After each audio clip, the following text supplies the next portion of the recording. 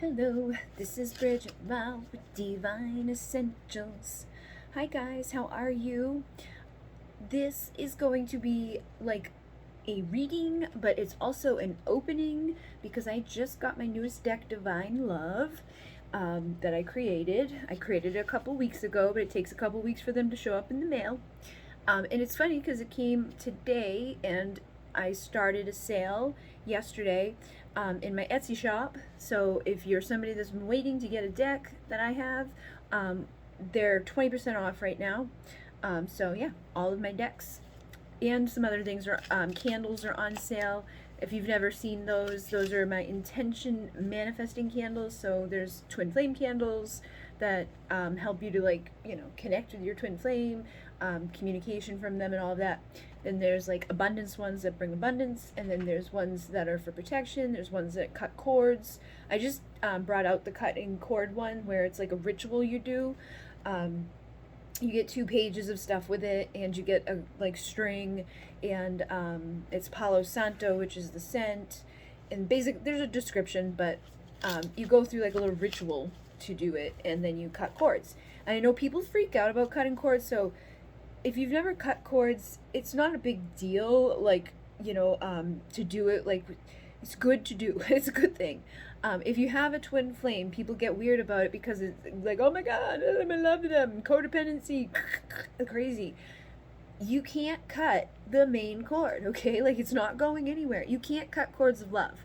And Archangel Michael is the one that comes to cut cords. Like, he ain't going to be like, like, you're never getting your love. It's not going to happen. He's not like that. So don't worry. You cutting cords basically cuts cords of fear, cuts cords of negativity, jealousy, resentment, anger, those times that you fight with people, those times that you're driving down the road and someone cuts you off or you cut them off, and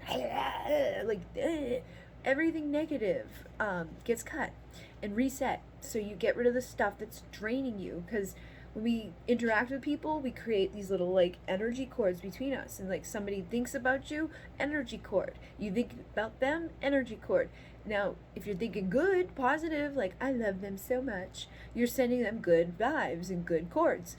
But if you're sending them I can't stand them, blah, blah, blah, that's not such a good cord, and that's gonna cause drainy energies. And what happens too is when people don't ever cut their cords, they start to create these attachments.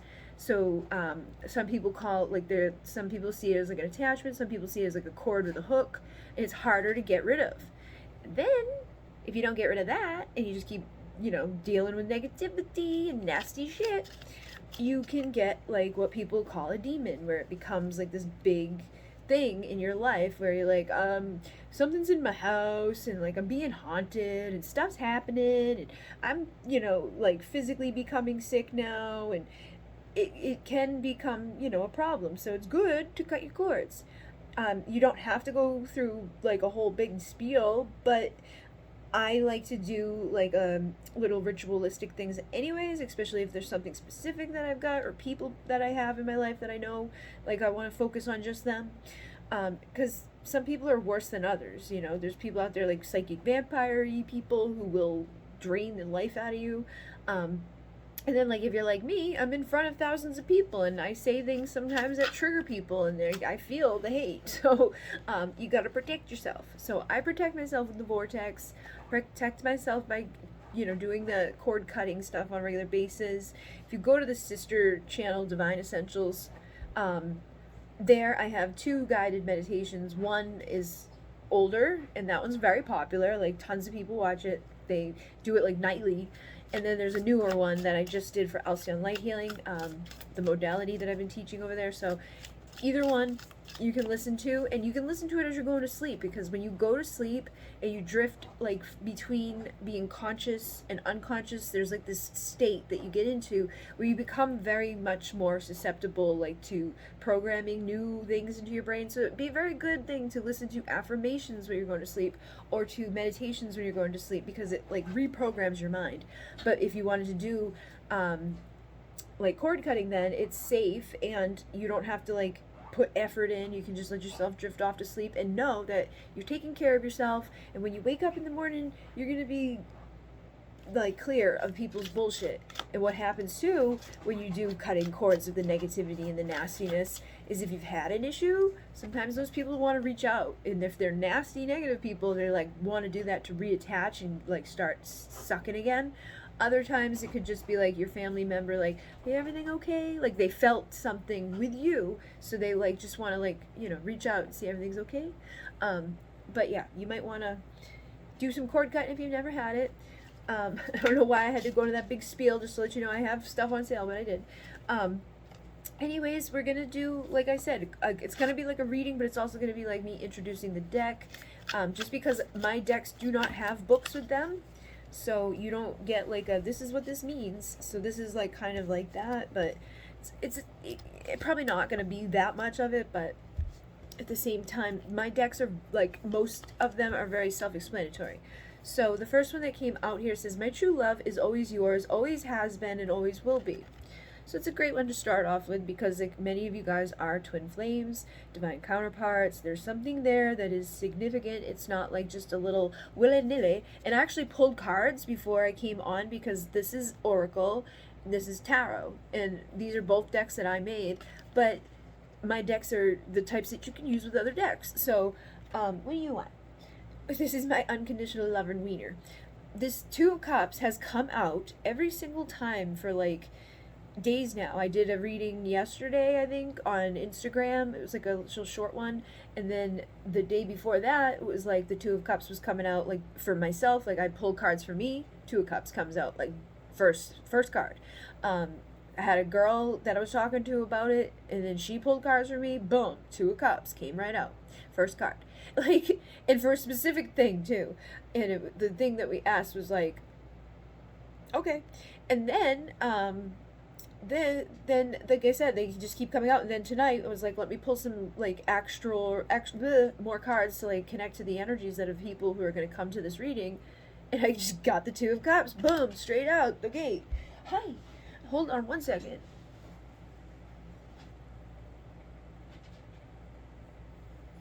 Serious.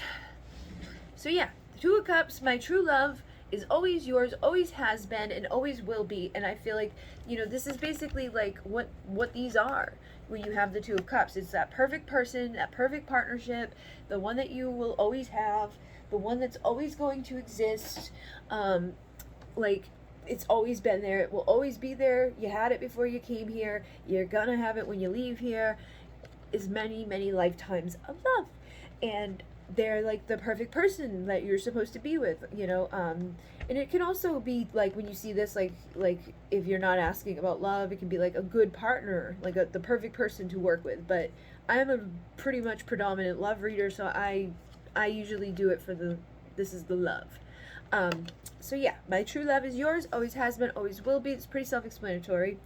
And then we have tear it off, don't make me beg. So I feel like that could be your energy, because in this deck, like you see how like the words are on her back and like he's taking this off of her.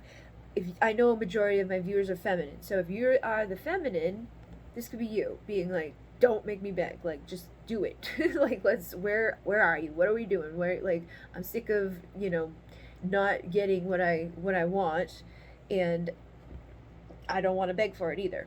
So you could be feeling like that, like you want it but you don't want to reach out and say it, and maybe you don't want to come across as like a freak. But we also had treat me like I'm fancy and freaky.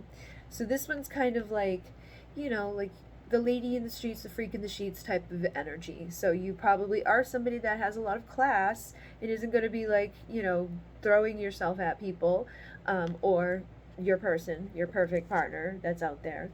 But you, you know, you want them to treat you good, but you also like want to be treated, you know, with some passion too. I feel like that could be what's the thing, is like you may be just sick of what the circumstances are, because I can see over here other stuff.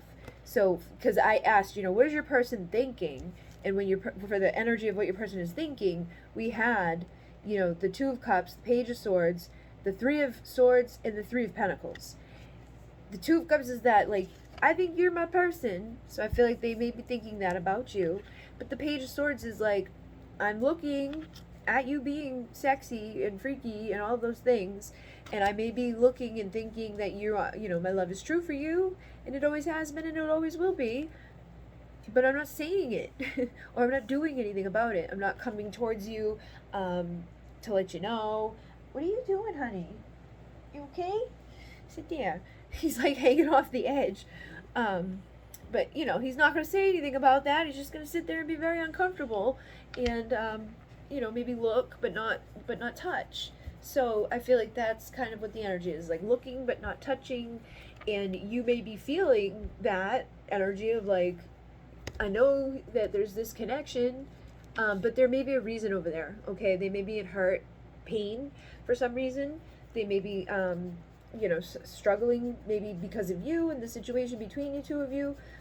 Also, we had the Three of Pentacles, so because of that, I feel like for some of you, they could be in pain and only looking from afar, knowing that you are their Two of Cups, but because there's 2 threes right here, it's like maybe they're in a relationship with someone else, and because of that, they're not coming to you, and they are not working together with you, but they know that if they had, or they would, or they could, that it would be much better, to be with you. So he gets comfortable and I get uncomfortable. Have you noticed that? So yeah, Three of Pentacles is very much like 2 people working together to build something, like directing another person to build, the thing for them. Like, all right, we want this here and we want this there. So your person may be like married with somebody that's like that one that they're doing that with, and they may feel like that person's not making the right shots, like they're just there agreeing with like the house plans and this plan and that plan and spitting out kids and whatever they're doing in their circumstances, but they're not really an active part of the plan. And they know that if they were to be, with you, that they might be able to have a more active part of the plan, or not even care what the plan, like not have to worry about it, because they know that you wouldn't be doing what that person's doing. Like you would be doing the things that they want to be doing, so they may be unhappy about that, feeling kind of brokenhearted that I chose the wrong person to help me build my life. Oh no, it says warning, temperature too high, use camera. Okay. So basically my phone overheated and it was like, ugh. And then I went downstairs because I was like, all right, I'll give it a break, let it cool down. So I went downstairs, and I was like getting the dogs foods, and I was, my Reiki room has been under construction for a while. My dad, I was like, I need shelves. A while ago, he was like, do you need shelves? And I was like, yep, I need shelves. But I didn't say that then. I said, no, I'm okay. And then I finally had to cave in and get shelves because I got way too much stuff. So he's been working on putting the shelves in. And then he's like, they're all set. And I just knew they weren't. And I'm like, there was like these metal things on top of the shelves themselves, that like little brackets that they weren't hooked up to anything. So I was like, I don't think these are done. And I didn't put anything on them for a while. And then I asked him about that, and I was like, are you sure they're done? And he's like, yeah, I just got to get one more for the top, but I haven't been to the place yet that will match those ones that are in. I'm like, they don't have to match. I don't care about that. And then another week went by, 2 weeks go by. So I'm like, started to put stuff on there just slowly, like little light stuff that wouldn't like crash through or anything. And the day after I like really cleaned and did all that, I went in there and everything was out, even the shelves were out, and I was like, what the hell? He wasn't done, so he just finished, and I was moving some of the stuff around today because I'm gonna vacuum in there tomorrow and then put everything where it goes. But there was a box in there that like cut the crap out of me. I was gushing blood all over the place onto my little decorative pillow that goes on my Reiki table. So it's been a little weird, but I just watched the end of what I did, so I'm gonna pick up there because I don't want to have to start over completely. So I know we were talking about like you could be dealing with somebody that's like married, unhappily married, and that may be why they're hurting. And then, you could also be dealing with somebody that's not married. Maybe they're married to their work, because again, these people are all working. So that could be the third party. Is not necessarily that it's a person that's keeping them from partnership. It's their job, or it's their their family or their religion or their race or their age. Maybe they think that you guys are too different in age. It could be anything, really. So I know a lot of you guys know what your circumstances are. You may not know exactly why they're doing what they're doing, but you may be able to kind of get an inkling of why. And then again, we've talked about this before on like my, I don't know, I do things everywhere, so I forget where I actually talk about stuff sometimes, but my divine darlings know a lot more. So there's attachment styles that we have when we're getting together with people. Like the way that we connect with people is very dependent upon your attachment style. So if you're somebody that is anxious, you're gonna be different than somebody that is like avoidant. If you're somebody, and then there's the couple of versions of all of these things. So it's like there's some people who are mixtures of they can be like like dismissive, or they can be fearful, or they can be just crazy, and it depends on what you've been through up until now. Usually your attachment forms in a childhood because you come out the womb. Human beings need to attach to human beings for their sustenance and all of that. But if you come out of the womb into a circumstances with the parents that are kind of like they don't know how to take care of a child, like exactly how, or they're themselves are very like unemotional. They don't show emotion. They don't show like empathy or like sadness or vulnerability. Like they look at that stuff as it's bad, or like they just were never taught how to express it themselves. Then that's going to set up people who have some issues surrounding connecting with another person on a deeper level. So your third element may just come down to the way that you attach. Then there's love languages, and some people like to be touched and some people do not. Some people like to receive gifts, and some people like to receive words of affirmation, and some people like to have just like little service acts done for them, like I took out the trash, and they're like, oh my god, I love you so much. And then there's people who are like need a Coach bag delivered to them to be like, oh my god, I love you so much. I don't even know what mine is, because I don't really like it when people do something for me most of the time, because I do everything. I feel badly that they did something for me. But I don't know, like I do like if you bring me food, I think if that's one that, as long as it's not messed up, I'll be happy. I wouldn't say that I was unhappy if it was messed up, but I would be unhappy if it was messed up. And then I don't know. I don't do good with like words of affirmation, because then I feel awkward and I'm like, thanks. I don't do good with receiving things. I get very uncomfortable receiving gifts. I get very like on Christmas and stuff, like, thank you. But I feel like I'm not saying it enough, but I'm not comfortable being over the top with it, so I'm just like always awkward. But that's because I've been figuring out this stuff. Like my attachment style is like a mix of avoidant and dismissive. So I'm like, I'm just gonna dismiss you and avoid you, and that's great, right? That's great for building relationships. But yeah, you may have something like that going on. And I've noticed within the twin flames things that a lot of the feminines or the chasers are probably anxious, because they like chase after the person. They're like, I love you, and they get very anxious about it. And like, even when the person comes back, because I find, like it fits perfectly, because the anxious person, might start to calm down a little bit after that person's gone for a while. So that person that's been gone for a while is usually dismissive or avoidant, like in a way, like they're either going to be like an avoidant dismissive, or a fearful person that like dismisses and avoids and all of that. When they feel that space, they're like, oh, it's safe. Like I can go back and talk to that person again. But them coming back to the anxious person sets that anxiety off in the anxious person again to be more like, ah. And it's like a cycle. So it's like they get like triggered back into like chasing, and the avoidant person gets triggered back into running. And it's not like they are consciously doing it or anything like that. It just happens, and it forms in most people's first 18 months of their life.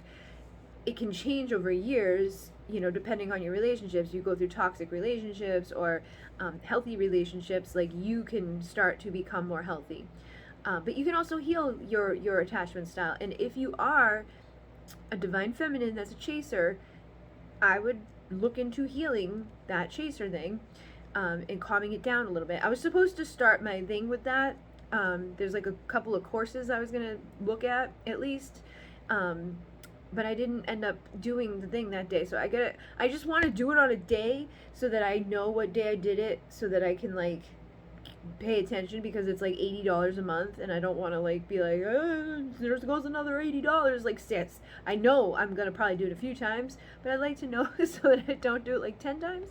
But yeah, I'm gonna try to look into that more too, to like feel like, see like what you can learn and heal, and you know, maybe everything I learn, everything I do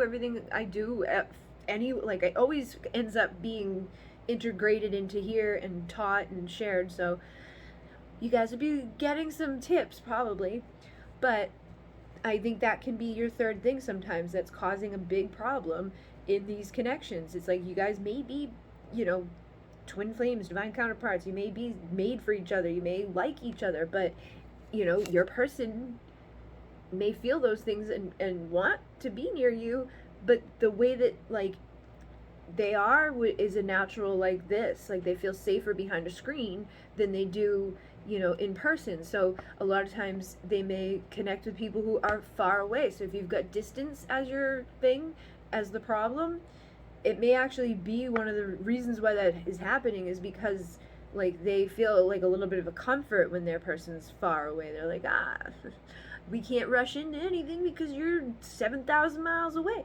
So don't take it personally if somebody's not rushing through things with you, because I think the anxious person's ready to be committed today, and an avoidant person needs more than 6 months to get to be like, let's go to the honeymoon stage.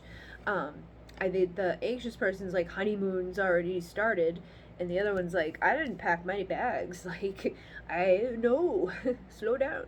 So think about that, keep that in mind. Look into it if it sounds like it makes sense. These cards I did have out here too. So we have, I miss your kiss. So whoever you're connected to may be missing you. You could be missing them. I think that's pretty much always a given. If you're here watching, it's probably that you miss the person and all of that. So I feel like your person may be missing you. And then we have my eternal love is yours. So even though there's probably difficulties and all of that stuff, when you have a connection like this, it's eternal. It doesn't end. It doesn't go away. You may not be together at this time, and you may not, you know, feel like magical and all of those things. It could be very painful to be in the circumstances that we've been talking about, but it doesn't mean that the eternal love doesn't exist. It doesn't mean that they don't miss you. We also have work for it and want to rub down.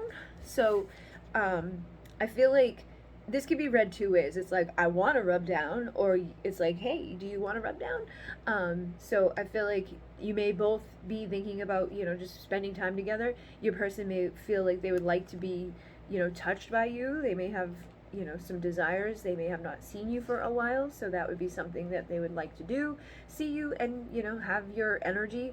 If you are, you know, a divine feminine that's kind of connected intuitively, which I think many of you are, because like I said, I have other cards too to clarify this that I pulled before. We have the High Priestess and the Empress over there.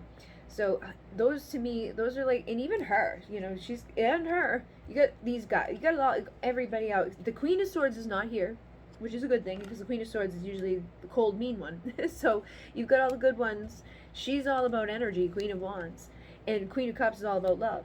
So I feel like you very much lovingly share your energy with this person. You nurture this person, and you probably intuitively do it, so you know whether they want to be touched, how they want to be touched, you know, and you may not even know that you're doing it like that, but you probably just do. So, you know, it's like when you touch this person, it probably is also delivering healing energy to them, and, you know, helps them to kind of like maybe calm down or relax, or just like get rid of the stress that they may have from whatever that third thing is. And then we have work for it. So I feel like this is something that's kind of just like, it is like a lot of work to get to where you're trying to go in the circumstances that you have here. It's not like, you know, oh, we met and it was an instant like yay, and we just run off into the sunset and everything's been great ever since. It's been difficult. So sometimes you could even question, is this toxic? And this says your love is too toxic. So I actually just did an Instagram reading before I came to do the beginning part of this. And in the Instagram reading, this one came out, and we ended up talking about it and figuring out that it's like, for some people, yeah, it may be a toxic situation. You're the one that's going to have to come to that conclusion. You know, if the things that they're doing are consistently toxic and you're just giving them outs and like excuses and avoiding it yourself, like, oh, it's fine. Yeah, no, they're totally good, and they're not, then you might have to come to terms with that at some point. But for others of you, it may appear toxic. And what I had just been talking about, like if somebody has one of those attachments, like the styles that, like the way that they attach to people is completely different than other people's, then it's gonna look bad to you, or it's gonna look vice versa. They're gonna be like, what is wrong with this person? And you're gonna be like, what is wrong with this person? Because you attach in two totally different ways, and you were literally programmed and like coded from birth, even before birth, because even in the womb you're attaching and hearing and experiencing a lot. And it depends on what's going on. If you're coming out into a toxic environment like I did, then you know your love may come across as kind of toxic. You know, I had 2 addict parents that were crazy, and you know they lost me and shit. Like there was cops looking for me, they thought I was dead, they gonna freaking search a pond. Like I'm like, what happened? And then, you know, there's just a lot of things that kind of I heard about later on and saw my whole life. So the way that I attach to people always isn't always the best. And in the way that we are as humans, we go to what is familiar, not necessarily what is good for us. And I think in some of these cases, your person may actually be good for you, and that may be like, that may be where the disconnect comes from. It's like where the sabotage comes from, because I feel like a lot of what people do going into these connections is sabotage it. It's like on both sides. I don't blame either side. Like chasing, running, avoiding, you know, anxiety, whoever you are, whatever you're doing, you're messing it up. You know, so I think that's kind of like, let me mess this up. And if you've ever looked at like your track record, you might notice that about yourself. Like I've noticed, like when a nice guy is being nice to me and like good to me, and it has like, you know, there's no problems, they don't last long. Like I haven't dated in a while, but when I did, it was like the good nice guys were like, oh, you're boring, bye. They're just too nice. And I would literally have said that before. They're just too nice. But then like the toxic crazy ones that destroy your whole life, and make you worse, those are the ones that you stay with, because you may have grown up in toxic environments, so you're like used to it. So we go to what's familiar, not what's, you know, healthy and good. So it depends on where you've been. That may be why this is showing up. It's just kind of like a consistent thing. It's like your love may be a little toxic because that's all you know. So again, it's your responsibility. And if you're dealing with a divine counterpart or a twin flame or whatever, it's your responsibility to heal. You're supposed to be wanting to become a better version of yourself. And they're supposed to be a catalyst in a way to get you there. Because so many people will not bother to go heal for themselves. They have no, like, there's no motivation. But you dangle somebody in front of them that like is, ooh, I like them a lot. That gives people that motivation, especially codependent people who attach, those anxiety people who really want this all the time. You know, they'll face their stuff and they start doing that inner work. They start listening to the readings and the people being like, hey, you gotta heal. And when they do, they make, you know, progress.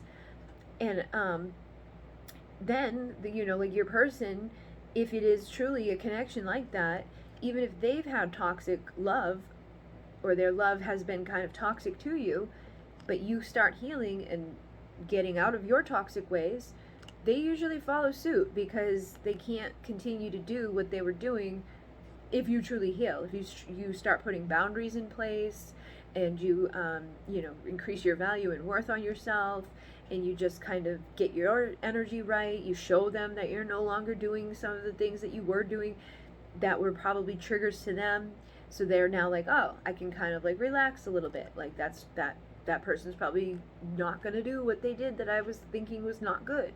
So those toxic things can go away and better things can come forward. So just know that it is beneficial to do that. And then, let's see what else comes through. So we have, I'm going to tear you apart. This is like a mixture. This deck is a mixture of some of the freaky deaky messages and some of the kind of similar to like my Journey of Love decks that are my most popular. So these three are kind of freaky. This one says your body, yours is the perfect body. Then we have I'm gonna tear you apart. And then you're my ecstasy. So I feel like there is probably like this could, and this is where this was coming in earlier. This could make this feel toxic at times because it's like, I really like you, but because I never learned how to communicate my feelings, or I never learned how to open up and let people in, the only thing I know how to do is show you physically, like, I like this. And it may feel toxic, or it may appear toxic, or people outside of you are going to be like, that's toxic. They're playing you, they're using you, things like that. But if you step back and look at it, you're probably just as much at fault for whatever's happening. If you're just jumping into bed with each other and rolling around and getting crazy, you said yeah to that. You didn't make them court you. You didn't do the things that would probably be beneficial to getting to like a good partnership with somebody, like getting to know each other and all of that. And for some of you, you could be like I am and have a little bit of a mix for whatever reason. Like my person that I would consider to be the twin flame thing is the like one person that brings out my like anxiety side. Like I don't really have that too much in other areas with people. Most of the time I just was like I didn't really like anybody. I was like, I can't stand them. I just didn't want them near me. Like, but I was still there and just like in these toxic, weird things where I was like, I don't want to be here. But the other person like brought out that like chaser in me, brought out the crazy in me. The only time that I was like able to communicate though, because I can't be vulnerable and express feelings, was like through text. And then because I didn't get the reciprocation of that, like I didn't get me too, or hey, like anything really, other than like days would go by and they were still like wanting to talk to me, but they weren't verbalizing, or acknowledging those things that I was saying because I was saying it way too soon. It was like, hi. But because I wasn't really getting anything back in terms of like emotion being expressed, I just turned it all the way off completely. And that's what I normally do. And that's toxic. Like that's not good to do, to like just not express your emotions. It's going to be toxic to yourself. And it's going to be toxic to other people around around you. If you're not telling people how you feel, they won't know. And then it causes resentment and it causes disconnects, and it's just not healthy. So think about that too. Like think about how you're showing up in this. Are you being, this Queen of Cups? Are you expressing how you feel to this person in a healthy way? And are you always able to? Because for me, I'm not always able to. And I have that. There's people out there who will have the anxious thing, and then they'll have a little bit of the dismissive thing. So half the time they want to be near somebody, and half the time they're like avoiding it, and they're like pushing people away from them. And I see like the more time that goes by that I'm by myself, the more avoidant I am. My sister is very concerned. She's like, you need to leave the house. Like, you just go get a massage, just do something. Like, go out and talk to people. Let them touch you. Like, no. But that's been getting worse. So think about how you are. Like, especially now that we've had the pandemic, Some people who maybe had a little bit of a tendency to be a little dismissive or avoidant about, human interaction and vulnerabilities and authenticity and all of that, may be way worse right now than they were when we went into that, because you're forced to kind of shut down our natural need as humans. Humans have a natural need. Like, they don't come out of the womb walking and killing things to eat it. Like some animals, they come out and they're like, I'm good, and they just go. But we're not that. We don't even belong to this planet. So it's like, no, we need each other to help, because like if you came out and you were in the middle of the woods, you'd really need your mom's boob or you would die.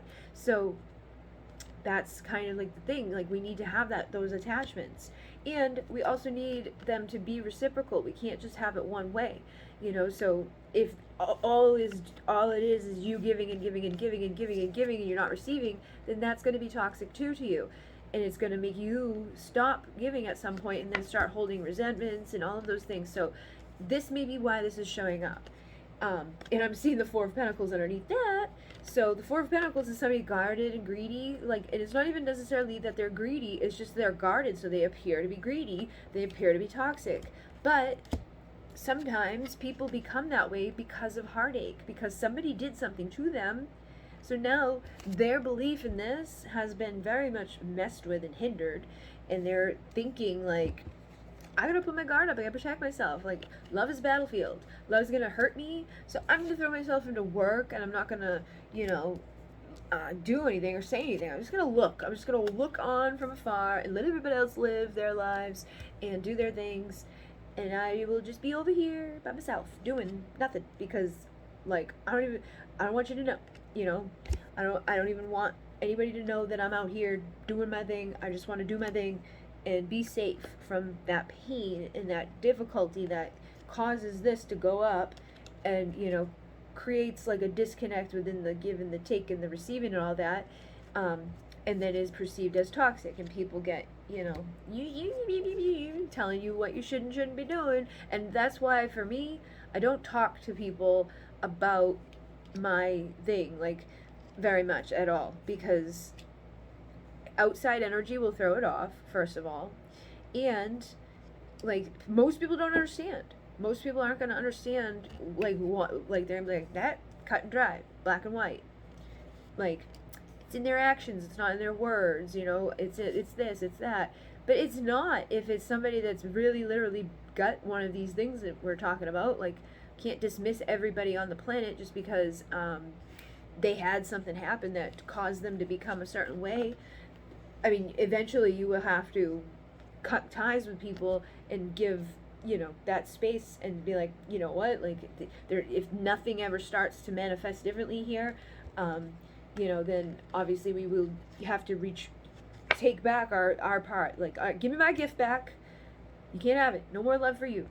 But if you give that person time to heal their heart and time to heal the fear of opening up to see if this is something that they want, like, and giving them that time and that energy and that unconditional love to overcome the Seven of Swords that they're probably living within, which is self-sabotage. I'm not good enough. I'm not valuable enough. I'm not worthy enough. I'm not this enough. I'm not that enough. I don't need like telling themselves all of these things that are creating all these burdens, and half of these burdens are, you got your own shit. Like, you're coming to the table and you're a hot mess too, and you're probably a self-sabotager too, so you probably mirror each other. That shit, like, I'm not good enough. I'm not pretty, I'm not smart, I'm not this, I'm not that, and I don't deserve this, and I don't blah blah blah. So you got all those energetic burdens, you got all those mental, physical, emotional burdens, you got, burdens that have been passed down from your parents, you got burdens from just like becoming a freaking human.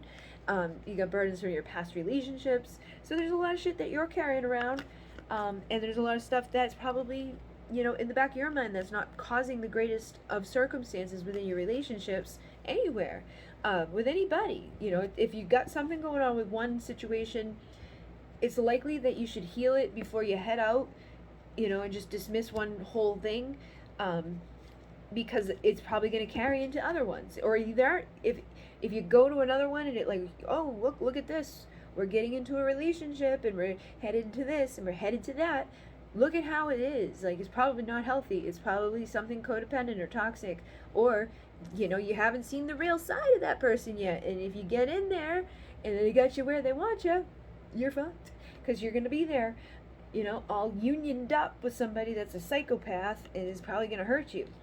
But you can, you know, get to better days. You can have the Four of Wands, you can have your union when you learn, when you study and figure out what's wrong with me and acknowledge and admit that there's something wrong, without being like, oh my God, that's all them, because that's what the ego wants to believe, that it's all of them. You can't possibly, like, and most readers would take this card and be like, they're toxic. They wouldn't even go to cross the table to say that you might have some toxic shit too.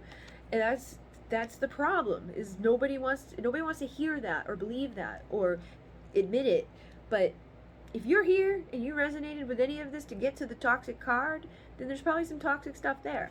Doesn't mean you're not this person's ecstasy. Doesn't mean that they don't want to tear your clothes off. Doesn't mean that they don't think you have this perfect body. But what it means is that you should probably not be doing all of this stuff until you start acknowledging some of the other stuff.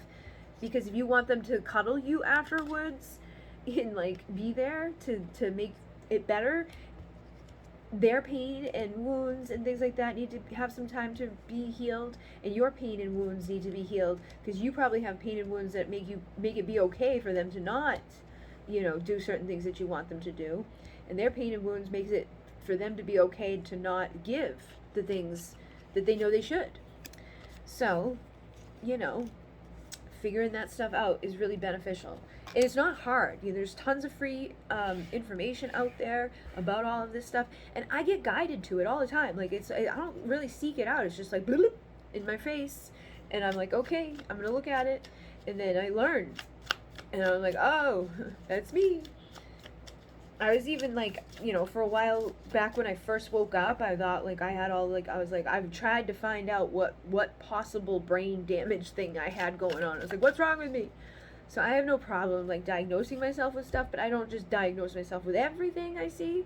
So I know that those things are kind of legitimate. And I, you know, I took quizzes on 4 different websites, different people who made these quizzes, and I consistently came back with like you're a mixture of these, which is like a rarity, because most people are just either anxious or avoidant, but I had, you know, different circumstances because of step parents and stuff like that. Like we could express emotion. Me and my mom had emotion with us, and then my stepdad came in when I was real young, and we shut down emotion. It was no longer okay.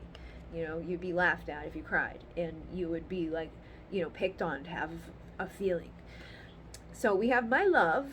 I want to share everything with you. So look at that. I do think that your person wants to share with you, but they're afraid to. They're holding back. Maybe they were like I was when they were a kid. They, you know, they weren't allowed to express emotion.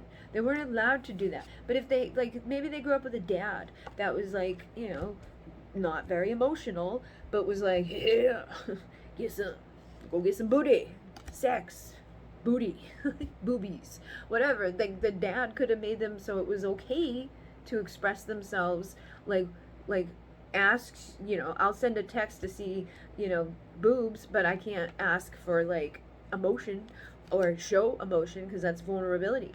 If you're, and most women are very attracted to men in their masculine energy, and most men in their masculine energy are in pursuing energies of that, you know, like they're pursuing the natural instinct to get to your body, to reproduce, which is the natural instinct, but not on that level anymore. We're not doing it to just make babies and keep the race going. We're doing it for the pleasure, but that natural instinct is still inside of them. That like animalistic, I want to do it thing is there. But even in doing that creates all of the things inside of the brain that doesn't create the feelings and chemicals of love. So it is like a natural thing, instinctive thing, an emotional thing, but it's also a chemical thing. It's a reaction that you're having to each other. So you guys probably have chemistry, literal chemistry. But they do want to share everything with you, and I feel like they think about it, but they don't know how necessarily to do it because they haven't done it, or you know, they haven't done that with you yet. So maybe it's gotten to a point now where it's almost awkward too, because it's been so long of not doing it they don't know how to begin. Like maybe it's become, you know, like the one thing that's like stopping stuff, or the one thing that's like, this is like a big elephant in the room. I don't know what to say to you because I haven't said it to you. And look at, I don't know if I deserve you.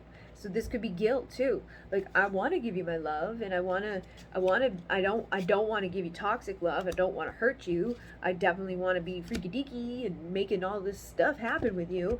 But I don't know if I deserve you because I don't feel like I don't think I did what I should.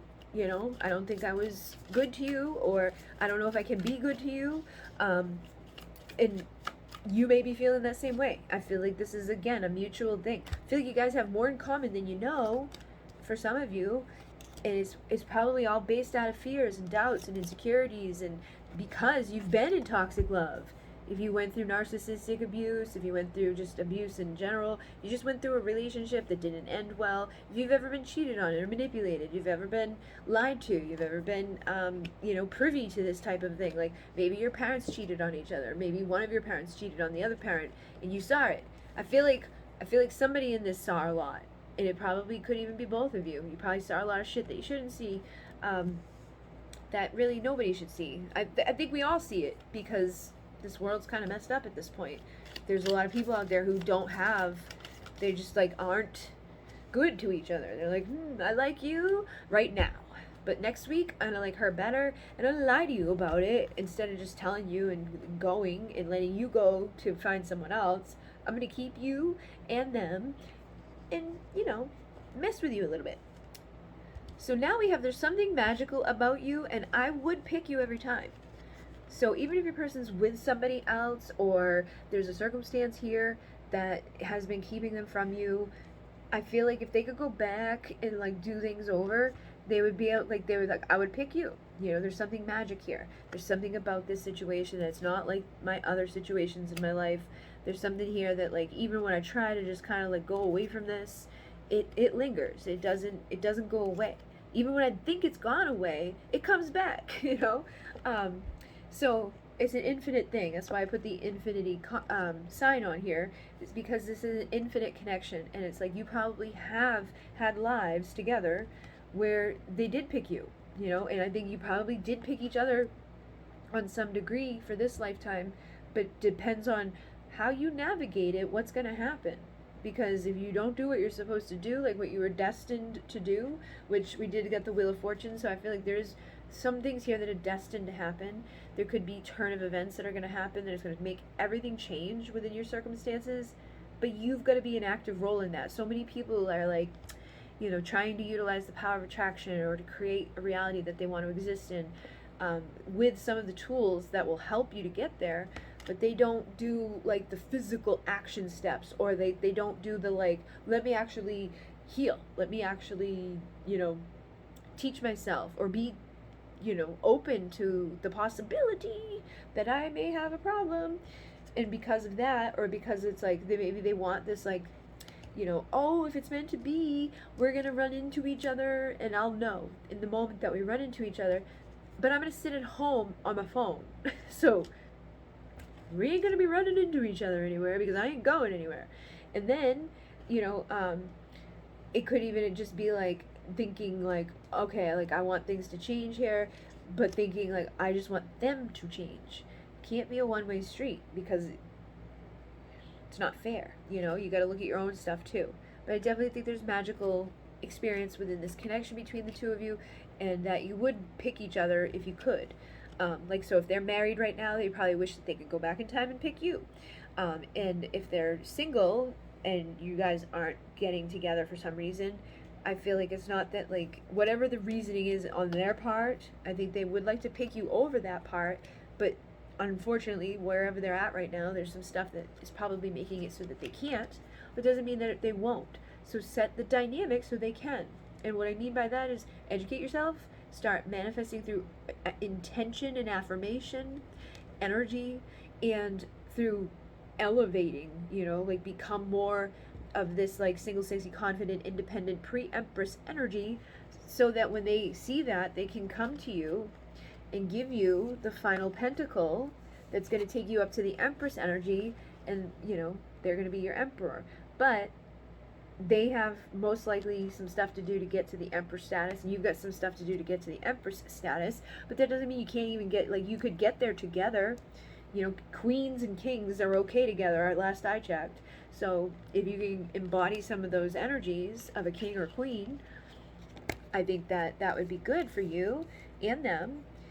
Or even the high priest and the high priestess. If you guys are doing the spiritual route, you know, you can get there through that. And some of you, you know, may need to do that so that you can, like, ascend a little bit with more of a higher awareness and consciousness, so that you can understand the secrets of the things that you're not picking up on right now, like the universal consciousness, like the energy behind how to manifest and how to, like, see how you're being guided, and just entrusting the stuff that's not seen, the stuff that's hidden in the shadows, your unconscious. And then we have You're My Mirror. So I feel like you are this person's mirror, but when, like, a lot of people get weird about this, they, like, assume that they physically mean, like, a mirror sometimes, or they're like, oh, we look alike, and they may look alike. Some twins do have similar features, or, like, it's almost like when you look at them, you can, like, and I've seen pictures of people, they're like, this is me and this is my twin, and it's like they look like brother and sister. But there's other mirrors. There's, like I was saying, like, if one of you guys has a weird, it's like a funhouse mirror. Like, you know how there's all those mirror, mirror, mirror, mirror. When you look that way, there's all these, and you look that way, that's how reality is, but we don't physically see it. I've seen it through doing readings with the Pleiadians. The Pleiadians have showed me that, like, we are always, like, here, you know, walking around doing our thing, but there's like a billion freaking like options on both sides of us, and how you decide, because you have free will, and nobody can infringe on your free will. None of the beings can infringe on it. That's why so many of the times you're like, I want help, but I'm not getting help. My universe isn't changing, blah, blah, blah. Because you're not asking. You got to ask because of your free will. If you don't ask, you won't receive. Ask. And don't expect it instantly. But, you know, ask and let them set the dynamics up to help you to achieve something that you're trying to do. There's been times that I've asked for a specific thing, like $777. I need to make $700. That day, made $777. Like, they come when you really need to have it, and they will deliver when you ask. But you've got to ask because of that free will. But your decisions dictate what's going to happen. So when you're walking and you have all of those, you know, billions of things that are happening in multi-dimensional, like, versions that are existing, that are here right now with you, but you can't see them. But there's, like, infinite amounts of stuff constantly expanding. You've ever seen the universe? Go look at one of those things that will show you how big it is. There's no end. It's not gonna end. It's just gonna continue to expand, which means that we're gonna continue to ascend. We're gonna continue to reach out into the, like, into that shadowy, like, stuff that we can't see. But everything that you do dictates what happens too. So when you make a choice, and you're like, I'm gonna turn this way, you start living on the reality that's based off of that turn. But if you had turned that way, everything might have been different. It's really up to you, being more conscious and aware of, like, the choices that you're making, and how you speak to yourself, and how you speak to your person, and, you know, how you're showing up in this world is going to impact things very much. But they mirror you stuff, and again, it's like those funhouse mirrors. It's not going to be an exact, like, we have the exact same problem, or we have the exact same thing happening at the exact same time. But you may, you know, like, I know a lot of you guys deal with the situations of, I'm married and unhappy, and he's married and unhappy, but we're both stupid and staying in this situation where we're married and unhappy. That's a mirror, okay? However, it can also be a mirror that, like, one of you is completely doing something different at the time. Like, one of you is, you know, very, like, secluded and not going out and whatever, and the other person may be triggering something inside of you by constantly going off and doing something, like, you know, being, like, you could, this is one thing, like, a lot of the girls will be like, I feel like I'm gonna cheat, like if I go out with someone else, and they're not talking to that guy, he's not showing up for them at all, they don't even know if he's, like, kind of come back or anything, but they can't bring themselves to go out with someone else because they feel like they're cheating on them.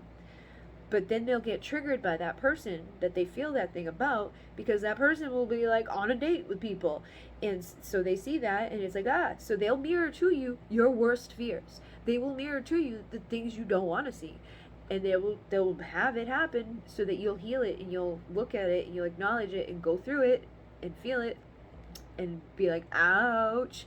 But then when you come through, you heal that. It's like you can rise out of that stuff, or you can stay a victim of it and be miserable, and let it hurt you to the point of that it's not going to help, that it just adds more of this energy of like, boo-hoo, I'm a victim. It's all conscious awareness. It's all conscious decisions. You get to decide how you're going to show up in this reality and how you're going to show up with your person. But they are your mirror in many, many ways. Sometimes it's going to be like a, hey, we're doing similar shit. Sometimes it'll be like, hey, I'm going to do that one thing that's going to really fuck with you, and you're going to be upset. And we have lift my mood and my skirt. So this came through earlier too.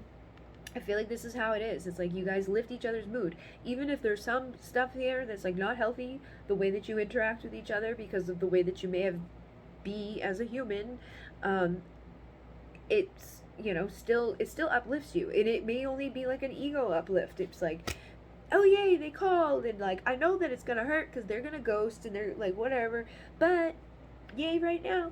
You know what I mean? So I feel like even if there are moments where it's like not the best, it's still uplifting for you, or you wouldn't be like, this is my twin flame. So then we have please don't let go coming through. So I feel like that's the part of the thing that's like, they uplift your mood, you get all excited that they're like coming around, gonna talk to you, or something's gonna happen. But then there's that fear, there's those underlying fears of like, what if they leave again? What if they don't come back? What if XYZ happens, or what if they go back to their ex, or what if they start finding something this, or doing that? And by doing that, I think so many people create the opposite of this energy happening, because they're so focused on the fact that that person might leave again. That's what I mean, like they bring out that anxious part of the people. Hold on one second.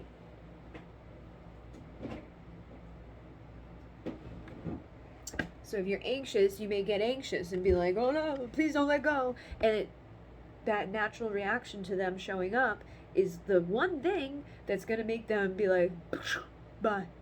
I'm gonna let go, and I'm gonna do what you don't want me to do, because you're making a big deal about it. And you are the creator of your reality. You can't force other people to do stuff.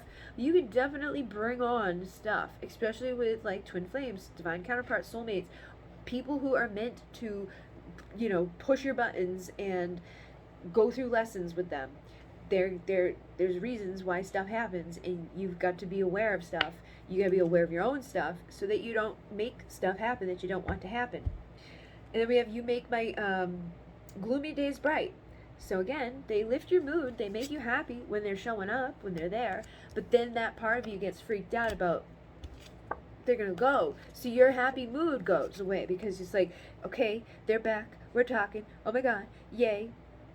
And then this sets in, and it usually freaks them out and makes them go away, because there's usually something you say or do that's just too soon or too much, or like, it's like, I don't know, there's just something there that's going to make that come out.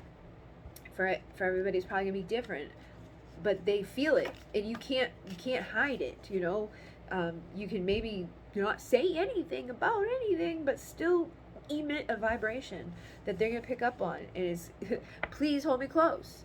This is what the problem is. It's like you finally give them that space. You finally back up after some time of them being gone, and they maybe see that. They're like, all right, I think, and they feel that resistance go away, and then they're able to show up.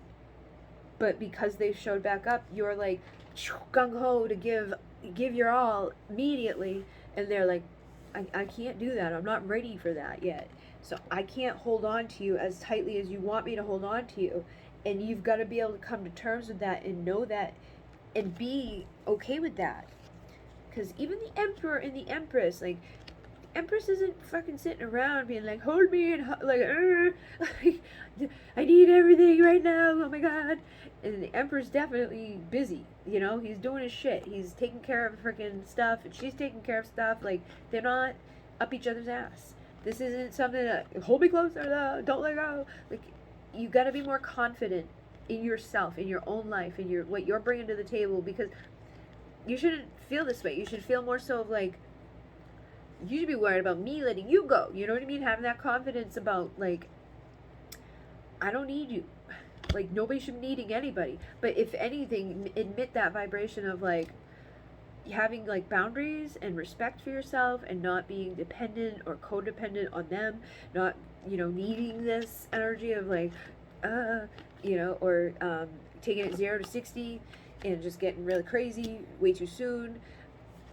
You know, let things happen as they naturally progress. If you have a tendency to not be able to do that, being focused on how can I be more focused on my life. Fill yourself up with something, you know, find a job that like inspires you though. Like, you've got to have something that makes you like that you're passionate about. I've been passionate about all of the stuff that I do since I had my awakening, and I've just consistently grown closer to doing it and more of it, and shifting into my purpose and making something out of all of it. But it's a lot of work and a lot of energy and a lot of focus, so that goes into that. But it's also a benefit because everything that I do is like conducive to self-healing. So if you're interested in tarot and watching these readings, and you have a twin flame, and you're obviously somebody that believes in spiritual concepts, maybe look into your own energy healing, because there's people out there who go get Reiki 1 just to heal themselves, not to go be like a hands-on healer with everybody. But you may find that you like it, and that you know, your guard goes down towards that type of thing, and you get your confidence built into you, so you can be more independent, more sexy, more confident, have a lifestyle that isn't just sitting around waiting for them, so that when they show up, you go right back to like, don't let go, hold me close, and makes things difficult. So that when every moment is spent beside you, it's perfect, because you still have that incredible passion with them, but it doesn't become a hazardous rendezvous anymore, because they're not going to be like, you're going to be somebody that's like got your, like, I've got places to go, I've got people to see, I've got things to do other than you. When you start having those things to do and other places to be, and you're not consumed by thinking about this incredible passion from, you know, dusk to dawn, then it's going to be perfect to be beside you, because you're giving a little bit of space that's needed to somebody that just instinctively needs space. If there's somebody that has that thing, that has like a natural tendency to have walls up, and that's not a natural healthy thing to have up, but if you give them the space that they need, and you know, show them that you can if you can learn how to be healthy in a relationship, you can show somebody else how to be healthy in a relationship. It literally only takes one person healing their shit and knowing consciously about all of the stuff that can really turn a situation around. But you've got to take the time to learn it, and you've got to learn both sides of it, and you've got to implement what you learn, and not trigger and get weird and go fall back into bad patterns. So we have tell me how to dupe you, bloop, and I love rubbing up on your body. So I feel like this is something that they may want to know about you. Like, they may want to know like how, like what you like, or they may want to have like verbal stuff going on in the bedroom, but they also, I feel like, just like being around you like that, like rubbing up on you. They want to be like all freaking diggy with you. They want to hear how, you know, tell me how, so that I know, so that it's what you want. And you could feel that way too. You may be like somebody that wants to know how, so that you are their Queen of Wands. And that, if it's coming from an insecure place, don't be like, tell me how, so that I can make it good, so that you don't want to go home to somebody else. Like, don't, be confident about it if you're going to say it. But you may both feel that way, I feel. And then we have forever yours, my love. So obviously the love that you have for this person is forever theirs. And that may be the truth for you too, from them. And all this green is connected to the heart. So I feel like, and it's all connected to healing energy too. So I feel like the hearts are healing with each other. But it's probably taking time, because it's not like you guys have, like, you don't come into this thing awake and aware. You come in intuitively, like, waking up and knowing that there's some shit that you're not seeing, and knowing that there's stuff here that, like, because you intuitively feel something from them, coming off of them, something here with the universe, like, something's up with this situation and me and this person, and I don't know exactly what it is, but I need to know, I need to figure it out. And you stick around because of it. You feel it on like that deeper level, that there's something here that's spiritual, that's magical, that there, I've got to put myself through it. And then we have, I'm so intimidated, and treat me like you need me. So I feel like basically you may both be intimidated.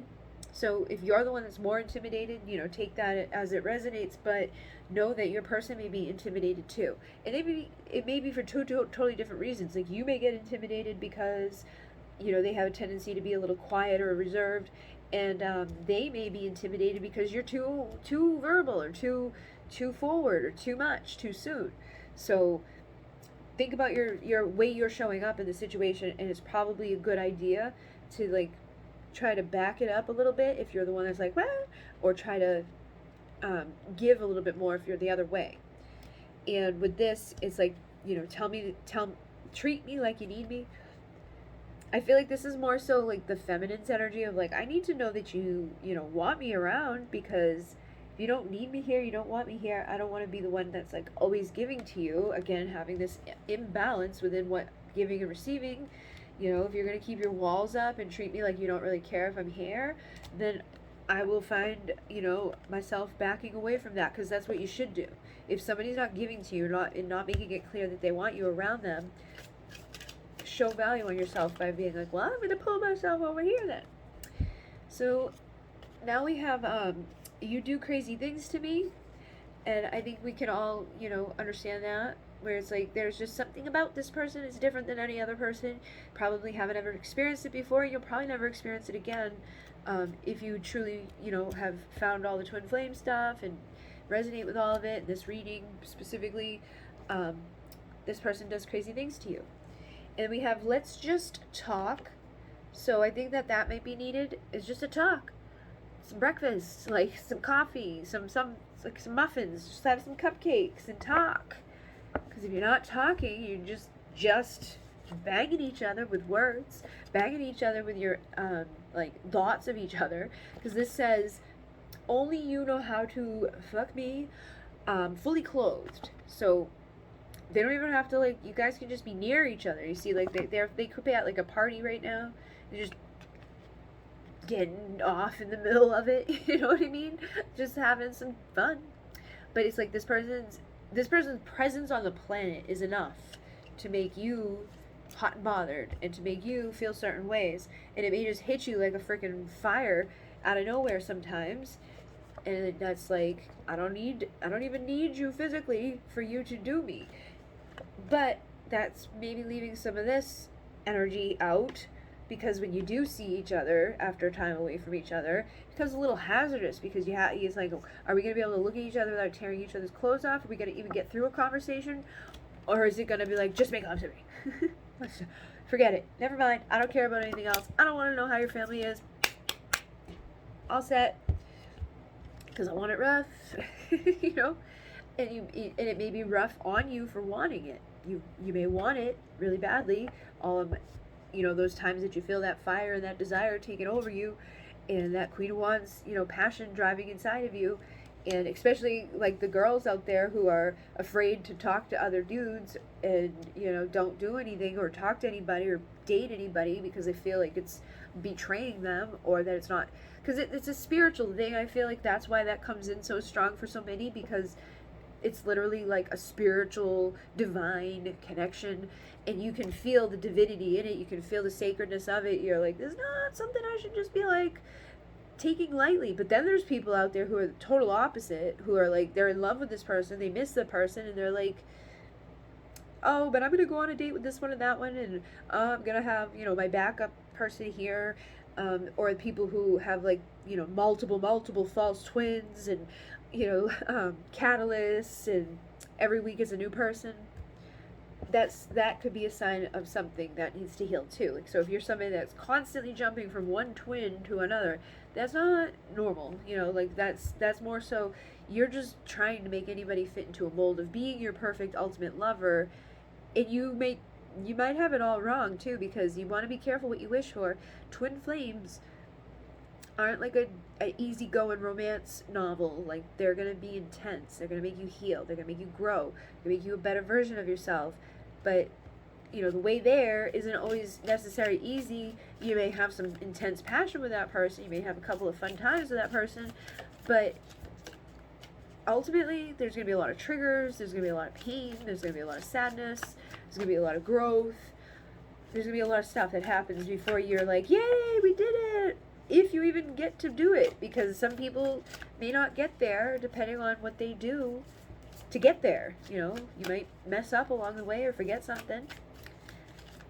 I guess they're not going to give me... You know what? I'm going to take Tylenol because my head is starting to hurt. And I still have a lot of cards to get through here. So, since they don't want to give me... Oh, they're going to give me one.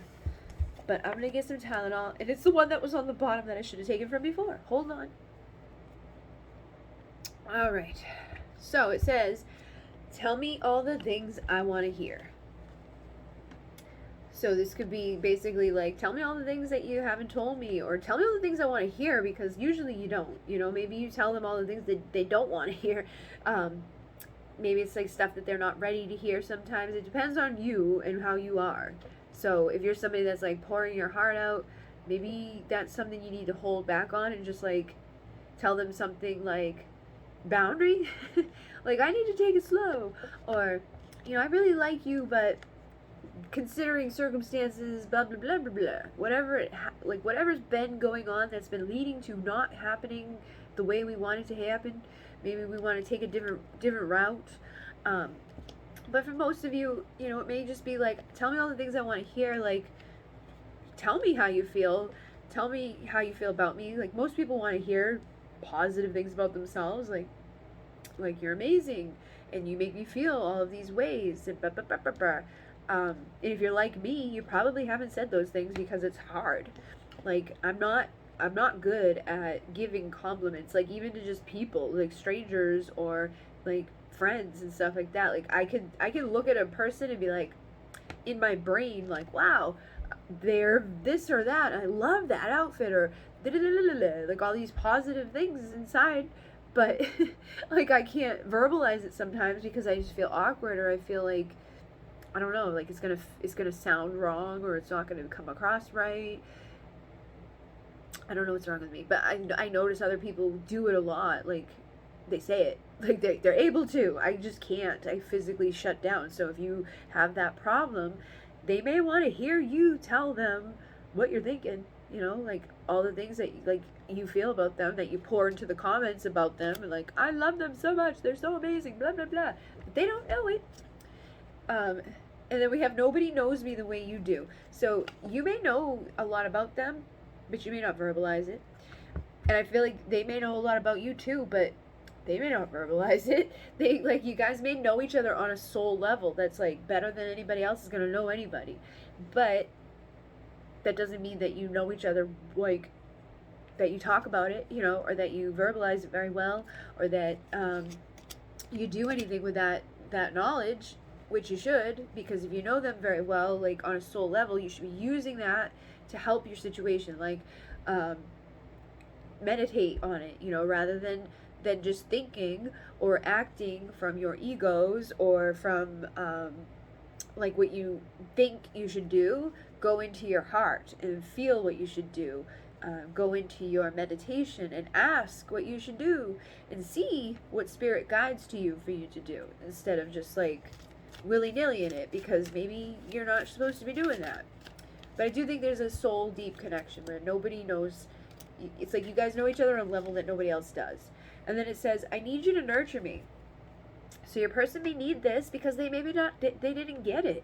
If they had parents that didn't nurture with a certain part of something, they may need you to give that to them. Not like be their mom, but nurture them. Like, if they didn't get enough passion, like drive, stamina to go after their dreams and their like goals, and like have some, then you may need to fire them up and show them that they can have them, that they can be the emperor of any freaking thing that they want. Like, it's not hard for them to have the 10 of Pentacles, ultimate fulfillment, but they've got to fight for it. And that means that they've got to acknowledge what it is, and that they need to know that like they can get there, and that they have everything inside of them to do so. Or if there's somebody that wasn't very nurtured, like on a like loving level, like it's okay to show your emotion, or it's okay to do this or to do that, they may need you to love them in that way, like you know, make it a safe place for them to be grounded, stable, loyal. Show them that you're going to consistently show up.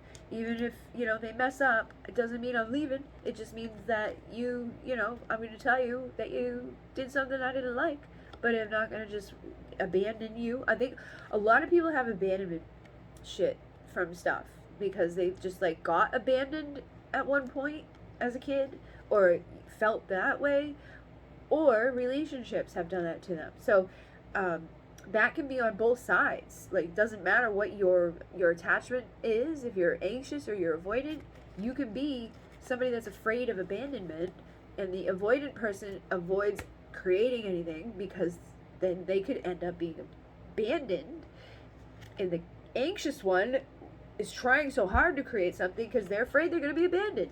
So it's like they just react differently to those core beliefs or those core fears, those core wounds that need to be healed. But you could be, you know, showing them that, like, I don't abandon the people I care about. You know, I'll be here. I may not be happy about something that happened, but I'm not gonna abandon the ship or the empire. You know, I'm gonna do what needs to get done. So then we have, do you love me? Tell me the truth. So if you haven't told them, or they haven't told you, it's like, this may be the truth of the matter, but nobody's saying it. It's like, nobody knows me, and I know that, like, we have this connection, but I don't even know, like, if you love me or not. They may know it, they may feel it, they may sense it, but they may need to hear it. And that's just for some of you. Like, really, truly, honestly, be honest with yourself. That's why I get nervous with, like, doing these readings and saying anything about anything, because some people cling to something that sounds like, ooh, I would like that to be what the circumstances are, even if that's not the circumstances. If it's not your circumstances, don't take it, because you're just going to screw shit up.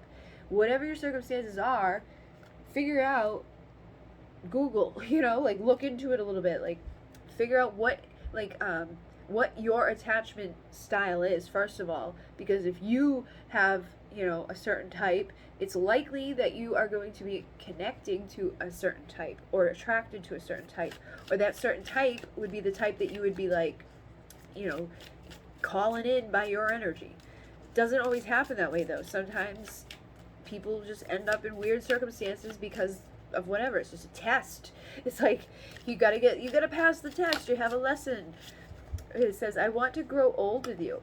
So it's like, I do think that this person and you know, have a lot of love for each other. There's something here that's, like, not being expressed. It's not being told, you know, and it's probably weird that this is even here. It's like, nobody knows me like you do, but it's not on, like, a, hey, we talked about everything that I've done from the day that I was born till now, but it's also, you know, like, it's still there, existing on a soul level. And I feel like this is like that card that I have in Journey of Love, where it's like the past life energy. It's like, I want to grow old with you because I've already done it. You know, I already know you on that level. Like, there's something here that I don't really necessarily have to. I don't even know how to verbalize it. It's just there. And we have the Page of Cups and the Magician over here. So I do feel like there's, like, a vulnerable love that wants to be expressed, but there's nerves around it, and that needs to transmute, that needs to, like, transform, so that can happen, so that the Chariot can move forward, so the person can come towards you without all the conflict and chaos, without the fears of competition, without, you know, worrying about what those, you know, like, what type of thing might happen if I do that. Like, well, what bad thing is going to happen if I tell the truth? If I tell the truth, are you going to just up and leave me? Are you going to, you know, make fun of me? Or will I be able to, you know, follow through with telling the truth? So I do think that somebody wants to open up and express either possibly an apology or vulnerable feelings that they have, that they're probably anxious about, you know, sleepless nights, anxiety, all of that. But I do still think that they care. They want to grow old with you. They want to, walk away from the mental and emotional turmoil and transmute anything that's keeping them from opening up and expressing what they've been self-sabotaging and carrying around. It's been wicked heavy. So they can collaborate with you and bring that, solid offer to you and be more reciprocal within their love, heal their heartache, come into a partnership with somebody that's going to help them to let their guard down, because you will know intuitively what to do if you listen to your intuition. So that's another part of it too, is like, you may look at everything as like, oh, I don't know what they want, I don't know who they are, like, I don't know this, I don't know that, like, what about this, how do I know this, how do I know that, how do I know they are my twin, like, stop asking a billion questions and just freaking go within yourself and feel. Sometimes you just have to go within and trust or feel your way through something. Sometimes it's a matter of just facing your fears to even let yourself love, because some people, are dealing with that.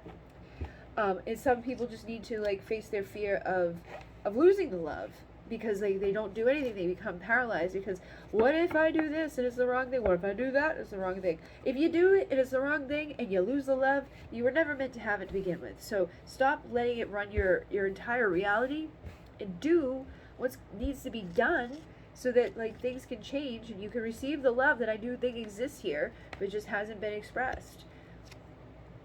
But I think the person has something to say, and when the healing happens, they'll probably say it, so you can have justice and balance, a new start, new beginning, ending of the old chapter that's going to lead to victory.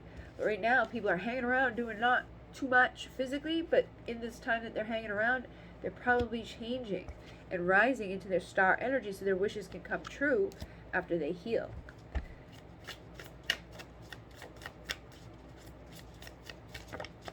So we have your love washes over me, my true love, and you're always keeping me on my toes. And what's funny is this was on the bottom of the deck before I started shuffling for this set. So I do think this person wants to get dirty with you, but they may want to get dirty in a sense of like, I want to tell you my dirty laundry. I want to tell you the stuff that nobody knows. Like I want to hear, tell me all the things I want to hear. Maybe more so like, tell me all the things about you. Tell me all the things that makes you you. Like I want to explore you. I want to know you on a deeper level. I don't want to know about, stupid ego fueled, like, what good thing you did today that was like ego based.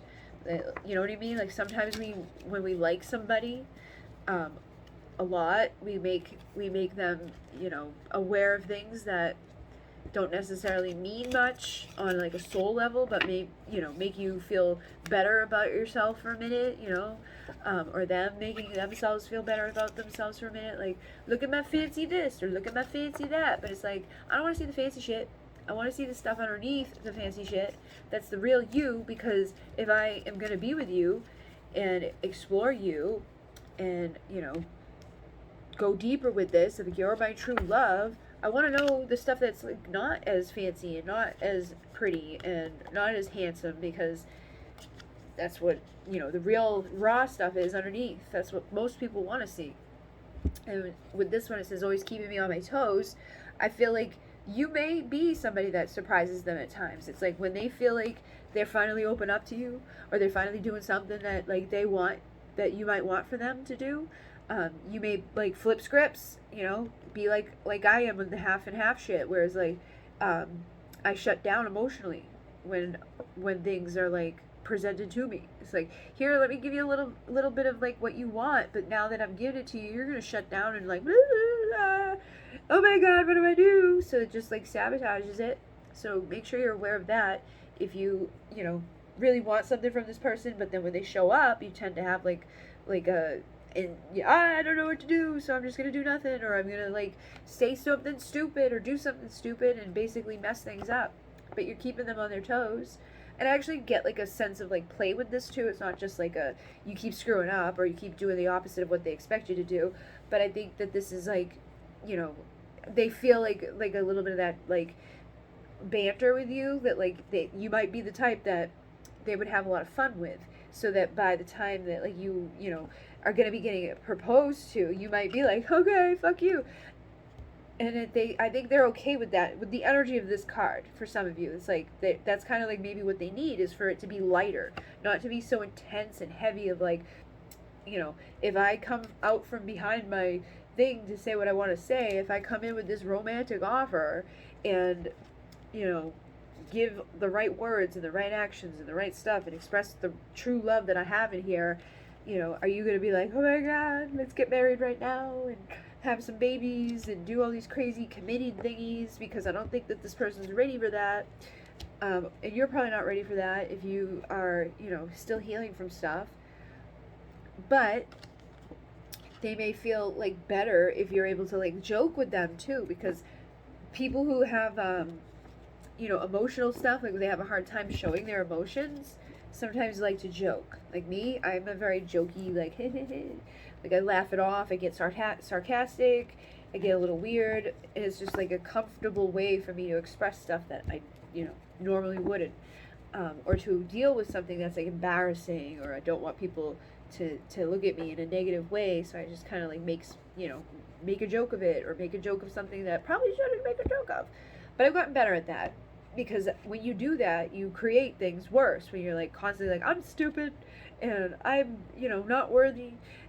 It doesn't matter how you say it, but if you keep, like, you know, acknowledging something in a positive sense of like, I always attract bad people, you keep doing it. So be sure of doing, you know, not self-sabotaging. You can have fun and be sarcastic and goofy and keep people on their toes, because I think this person may like it for many of you. But you can do it in a way that's not detrimental to yourself. You can still be that single, sexy, confident, independent person that can laugh about this in a way that's healthy. You know, like obviously he knows the answer, but she's still, you know, like he knows the answer is yes, but she's flipping him off like it's no. So she's just kind of like making life fun, like rather than being serious all the time, or being like, I don't know, like there's some people who get way too like about stuff. It's like you're maybe one of the people that they can joke about that type of thing with. And then they say, I can't take it, I need you now. So you may be feeling this way, or they may be feeling that way. You may both be feeling that way when you have time go by, where it's like we haven't seen each other. Yeah, and then this one's rip my clothes off and teach me your desires. So it's like, I can't wait. I don't want to wait. I want it, just tell me what you want. I'll do whatever you want, because like I can't wait. And the one that's over here is like, don't make me beg. Please just like do something. And like she's having, I think he's probably taking off her bra there. And this one's obviously doing that. So maybe you just want your bra off if you're uncomfortable. And then we have let's just run away. So whatever the circumstances are surrounding you right now, maybe you would have to run away from shit that, you know, is not good. Like, my family hates me, or, you know, like, our religions are different, or whatever it is. Let's just run away from all of this, because I feel really safe by your side. I feel that I could just up and leave everything that I have here, because I love waking up beside you. So that could be vice versa. That could be them and you. Like, maybe they feel safer by you than they do the person that they got married to, or they feel better around you than they do maybe their own family dynamics. You know, like if they're single, it may be like, you know what, like I think I feel safe enough to like come out of that and go towards something different, because I like to wake up beside you, and you know, my heart beats for you steady and true. So they've definitely, you know, got those feelings for you. And they say, I want you more than I've ever wanted anything. So even though they may not be showing up and showing it to you and expressing it like, you know, most people might, they do have it. They do like you. You're my fantasy. And that may be a problem too, is that you guys have almost been put each other into freaking fantasy worlds, where it's like, they're my emperor. They belong in the Ten of Pentacles, which is my ultimate dream life that I'm still maybe not feeling worthy of, or maybe I'm still verbalizing things wrong when it comes to that, because maybe you have worked on being single, sexy, confident, independent. Maybe you are like, hey, can you handle this? I don't know if you can handle this, but just shut up and kiss me type of energy, where it's like having a little bit of that like fiery, passionate fighter energy in you, you know, like a little zingy. And that may be something that's attractive and all of that, but you may still be in your mind like putting it in fantasy mode, so it's like it's like an actual reality that you can see happening like tomorrow. So it doesn't happen tomorrow because you're not creating that reality for it to happen, because you're creating resistance or not truly believing in it, and it causes a disconnect. And if your person's this way, you know, where they think of you as like, I really like to be, you know, beside you, and you're attractive and sexy and I want to do these things with you, and it's like, you know, fantasy. It could be so much of a fantasy in their mind that that's just going to keep staying a fantasy, because that's what they're feeding the energy to, is the fantasy of it, not the reality of it. So like, even if the reality is that you would be fulfilling all of those fantasies, they need to believe that it's possible to have a happy ending within their fantasy. They have to believe that something's going to shift, or that like, or they need to know their role within it. That like, if they want to have this fantasy thing play out with you, that like, they've got to come pick you up, scoop you up off your feet, and be like, don't get on the plane, you know, or whatever the fantasy is that you guys are playing in your mind. You know, include the save of the day, include the happy ending, so that you guys are both able to create what it is that you want. Because I think you do want each other. You're both steady with each other. It's like, it's not going to go away, the love that you have, but, you know, something's causing an issue. And then we have Just Shut Up, and then Just Shut Up, Kiss Me. And I didn't even realize that I had 2 cards like that. So, I feel like this may be something where it's like, when you don't know what to talk about anymore. You know, sometimes you may just talk to each other just because you're like awkward. So the things that you're saying aren't really the things that you'd want to be saying. But you know, it's like we're just filling up space. And when you do that, sometimes it causes things to get worse, because you're coming from an awkwardness anyways. Like, you're just speaking to fill up the space that was there.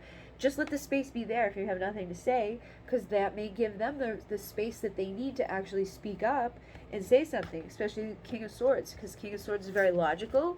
He has a lot to say, but it's usually from truth and integrity. It's not always like the emotional stuff that other people might say. It's not usually coming from like, you know, their grounded, stable little place. It's usually coming from the mind where the fantasies are. So if you just let them speak, they may actually tell you what their fantasy is. And you might find out that you can fulfill their fantasy. You know, that you can be this Queen of Wands and give them the bow chicka wow wow, or the whatever it is that they're, you know, wanting. But I do think that they might come rushing in to communicate some sort of truth to you at some point. And it may be surrounding the higher level commitment of this connection. Even though you may be feeling rejected right now, try to shift out of that more so into this energy of, can you handle me? Like, can you handle me? Can you handle this, you know, single, sexy, confident, independent, pre-empress energy? Somebody that, you know, knows their value and worth, that's creating this regardless of you. You know, if you show up to be the emperor and bring that new pentacle that's like a grounded, stable, physical offer, then yeah, you can progress to the 10 with me. But if you just are going to reject me again, or, you know, what I perceive to be, because I feel like that's an illusion for many of you. It's not that they're rejecting you or ghosting you to just hurt you, or that they're even, I don't even think for some of them they're aware of what they're actually doing when they do it. It's more so like they need to know a better way to communicate, like, hey, I need some space. So instead, they don't say anything, they disappear, and then it creates more resistance. It creates more problems for later on when they come back around and they, you know, need to be vulnerable with you again. But basically, I feel like when you perceive them as leaving and ghosting, it's not really necessarily that. It's more so they could be like worried about, what do I say to you? You know, am I valuable enough to have a 10 of Pentacles? Am I able to deliver to you what you would consider to be the 10 of Pentacles? They may have a lot of judgment on themselves. They may know that you would think of them in that way and that you would like that, but they maybe need to think that about themselves, and that's going to require vulnerability, a new way of thinking, facing their anxieties, and then facing you and actually being able to handle you and not run from you at the first sign of vulnerability, or at the first sign of, hey, this person does still really like me. Scary, you know? Some people get freaked out by it. And then they say, I feel like I can tell you everything or anything. So they feel it, you know, it's like, I feel like I can tell you anything, but I still may hold it back because it's hard to do. It's not easy. You know, maybe they even type up the message that they want to send and put out there for you, but they hold back.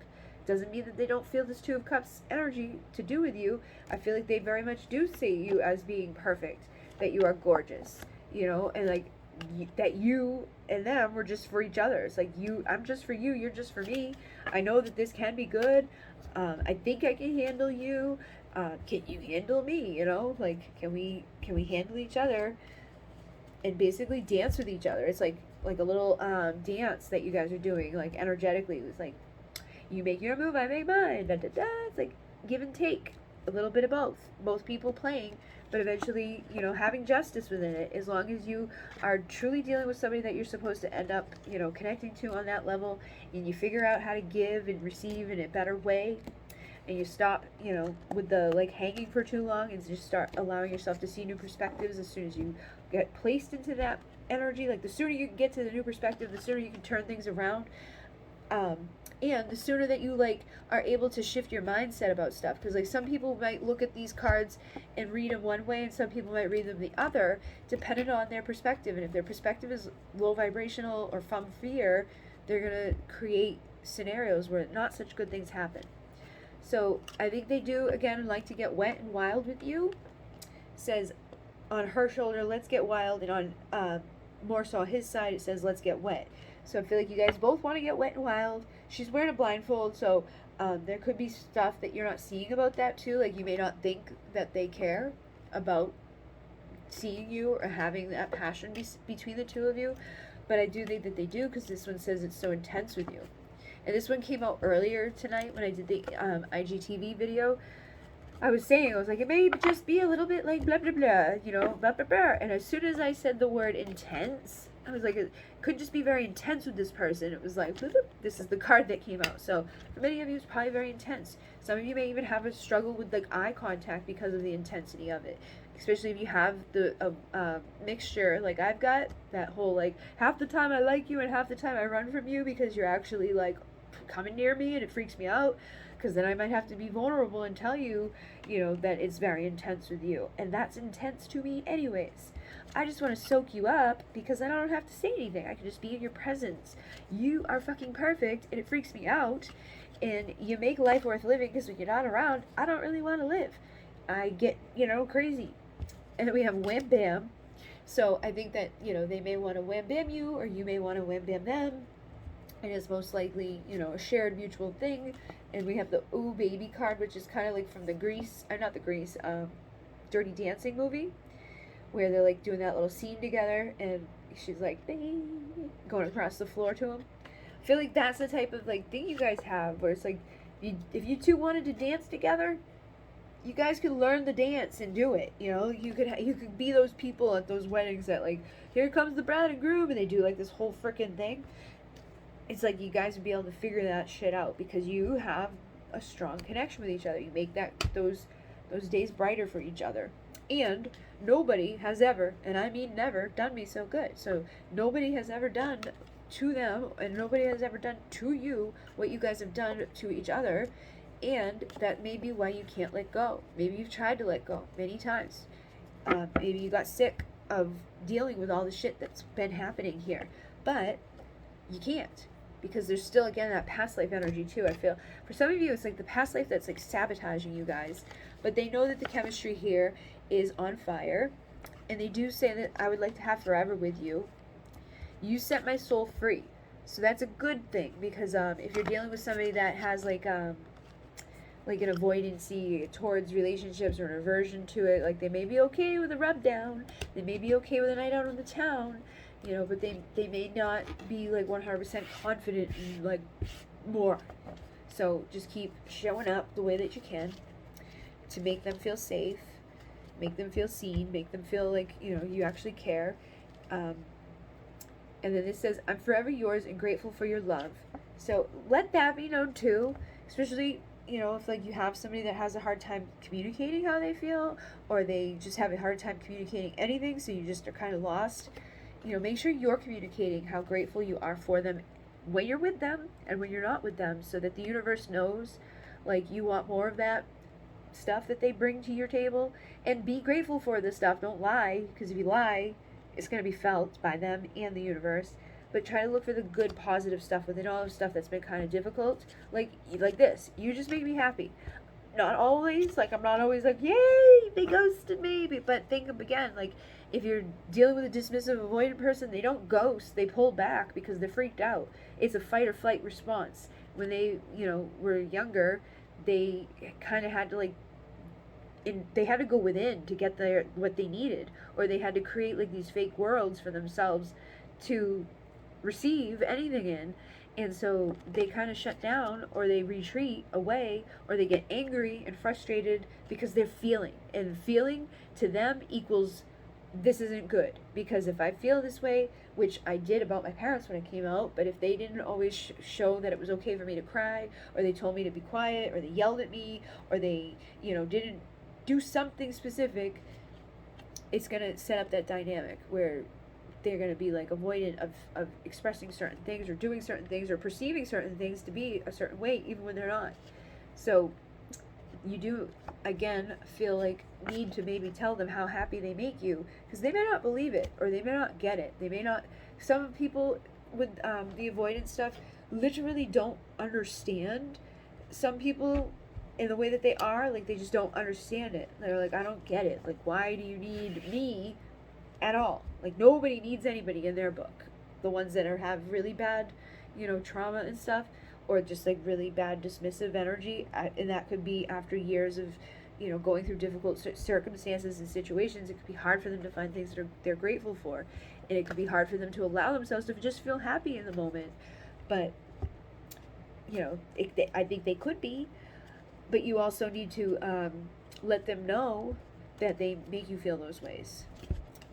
And we have, you're a dream come true, and I love being inside of you. So it's like when they get to be inside of you, or beside you, or around you, I feel like you are kind of like this dream come true to them, and they very much enjoy it. Exit the room, and if you've been dealing with the Knight of Wands, I feel like they've evolved into this king. Somebody that still wants to make some music. They still want to make some beats. They still want to get freaky deaky in between the sheets. But they may be getting creative in how they're going to present that information to you, because they may know on some level that like what they've been doing isn't good, that they need to have that vulnerability, that expressiveness, and to communicate their truth, so they don't get left out in the cold again, or invoke the energy of this lady, because she's usually pissed off and can, cause a lot of delays. And that may be part of this. We have, don't make me, I could hunt you down. So I feel like that's like anxious energy, like, don't make me, I could hunt you down, even her energy though, like she's the type that would maybe hunt somebody down and punish them because they were bad, but maybe not necessarily wicked bad. Sometimes we give people like, oh, it's okay that you have been through something that put you to those places where you had to do whatever you did that made me feel like I wanted to chase you down. I wouldn't recommend, hunting people down unless it's been, certain circumstances. I think you would know, like, okay, I gotta go hunt this person down. It's been a very long time, and they haven't come to me, and I don't want to, like, let go, because we have the never let go. But I don't mean, like, 2 months. I don't mean, like, 3 months. I mean, like, years. If you haven't heard from your person in years, then you may want to, figure out something, hunt them down, because they're your perfect match, and you don't want to let that go just because you're afraid of rejection, or like whatever you might be afraid of. And we have, life is so peaceful with you. So I feel like life would be peaceful with this person. It's like you wouldn't ever have to worry about pulling out your sword anymore. You wouldn't have to worry about like these, not having happy endings, or happy days rather.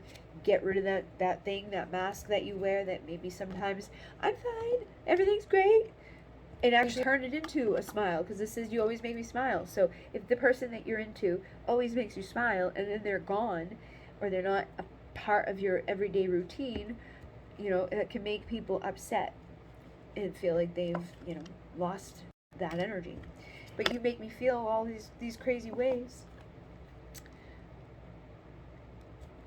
And then this one is, I've loved you since. So since that day, since that childhood, since that past life, since this whatever moment that you had.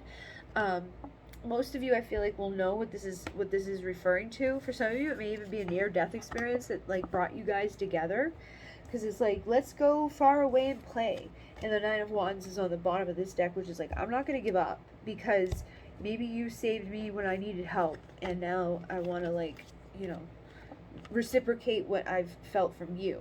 You've been my heaven on earth. I want to be your heaven on earth. Let's go far away and play. Let's go far away from all the people who might judge us, who may not understand it, and explore it and see where it's going to go. And that way you don't have that outside, crap going on. And the love that you've had since the day that you met them, or the love that you had since whatever they did, can come up to the surface and be expressed healthily. And you can be that lady in the streets and that freak in the sheets with your person. And I do have the 5 of Cups over there, so for some of you, I feel like what that was saying too is that you can get rid of the things that have already been knocked over. Like, pick them up and pour back into them. They'll be okay. They didn't necessarily break, they just, came apart from each other. But with the 5 of Cups, we know that there's still 2 cups standing usually in the traditional tarot, so I feel like your cups are still up. And there's that Wheel of Fortune again. So things will turn around between you guys at some point, and you'll get your Emperor. That's what I feel like. And the Empress is right here. So it's like at some point this thing will turn around. You'll get the Emperor and the Empress, and you can, keep changing things up, get that energy to that right place. Coming out of that place of where they're just looking, and now they're coming forward to make you happy. No more go and have, warmth in your world and goodness in your world. Overcome the painful endings that you've been through. And they may be just waiting for that too. I feel like for some of you, they may know like what's going on, around you right now, and they could be like waiting for that energy to pass so that they don't come in and get treated. But at the end of the day, you're the star and the sun. It's like you gotta both illuminate that energy. But I am exhausted. I feel like I'm falling asleep sitting here, and I did the other night when I was doing a reading. I was like. So I ended up deleting it because I was like, I don't even know what I said. And there was a couple of times at the end of this that I was like, what did I just say? So if I messed up or said something weird, I'm sorry guys. I'm very, very tired. I was up, all night last night doing the live. And that was after I had tried to start it earlier in the day because I haven't been live on YouTube with a collaborating thing in years. I used to do like a Pleiadian talk on once a week with Google Hangouts, but we didn't put the microphones on. We would just sometimes we wouldn't even do it with the person live. Sometimes we would record a talk between all of us, and then at the end we could share it to YouTube. But there was times that we did it live with guest audience, because I remember posting them and people watching them and asking questions and things like that. But they got rid of that and brought in a new thing, and the new thing works.